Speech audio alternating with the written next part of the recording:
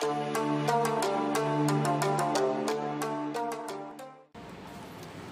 lagi.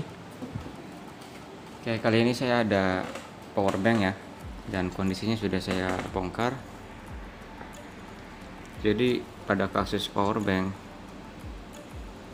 itu biasanya ada dua macam ya, yaitu yang pertama di konektor, dan yang seperti saya tunjuk ini ya, konektornya lepas ya.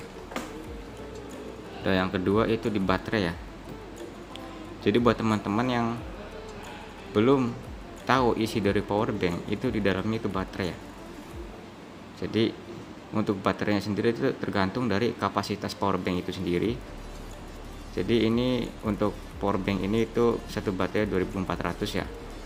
Ada 5 baterai, berarti kapasitasnya kurang lebih itu sekitar 1200-an ya. Oke, karena ini permasalahannya di konektor cas, ini akan saya ambil dulu ya di bagian PCB-nya. Dan ini yang saya tunjuk ini adalah bagian negatif baterai ya. Bisa dilihat ini ada jalur warna hitam dan merah ya. Di rangkaian elektronik biasanya jalur yang berwarna hitam itu negatif ya, dan yang merah adalah positif. Jadi ini akan saya lepas dulu, saya akan ambil papannya. Jadi buat teman-teman jika mempunyai power bank terus rusak ya, itu kalau memang konektornya masih bagus, masih bener, itu biasanya kendalanya kalau nggak di baterai itu di papan PCB-nya ya. Kalau di baterai kita sebenarnya cukup ganti ya. Jadi teman-teman tinggal beli atau ukur baterai mana yang sudah rusak ya dengan AVO digital ya. Jadi teman-teman harus diukur satu persatu baterai mana yang rusak dengan AVO digital, yaitu tes tegangannya ya.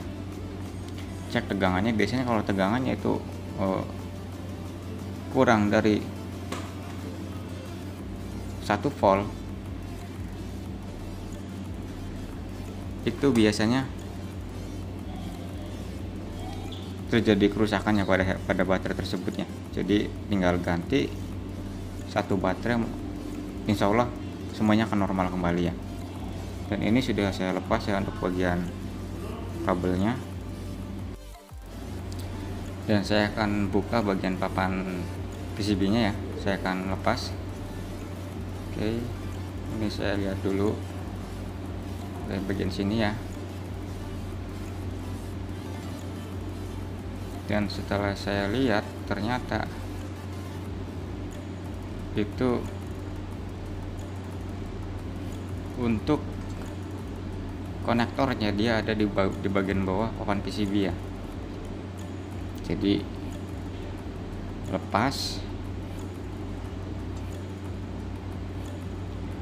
lepas mungkin jatuh ya.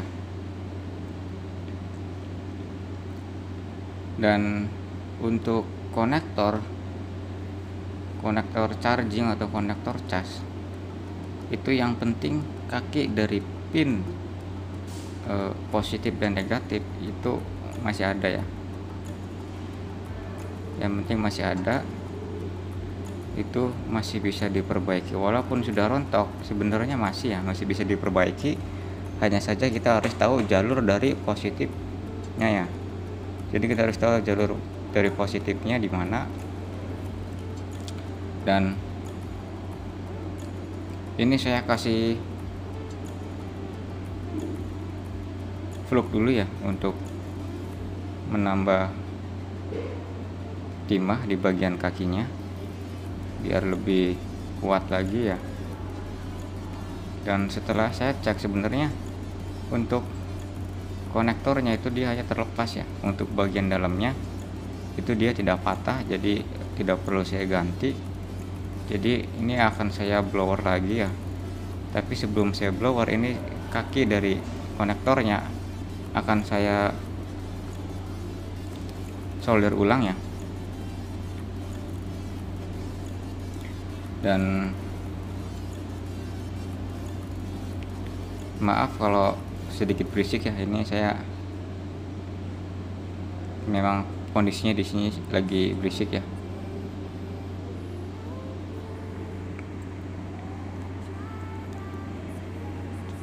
Jadi untuk penyolderan di bagian komponen-komponen yang kecil ya, seperti kaki-kaki dari konektor cas, itu tips saya gunakan plug ya, gunakan plug yang bagus. Kenapa? Karena dia saling berdempetan ya, jadi jarak antara kaki satu dengan kaki lainnya itu sangat dekat.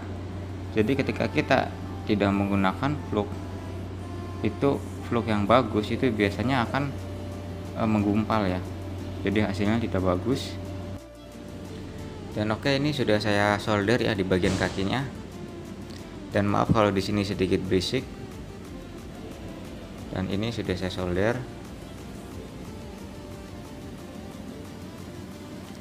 Dan setelah saya lihat di bagian kaki untuk di papan PCB ya, di sini itu soldernya itu sudah jelek ya, jadi nanti saya akan tambahkan solder. Dan oke, mungkin sekian dulu untuk pembahasannya ya. Jadi saya nggak banyak bicara untuk di video kali ini, jadi teman-teman yang mau tonton tinggal tonton saja.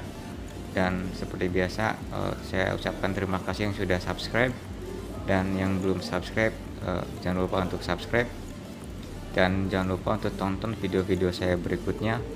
Sampai jumpa dan terima kasih.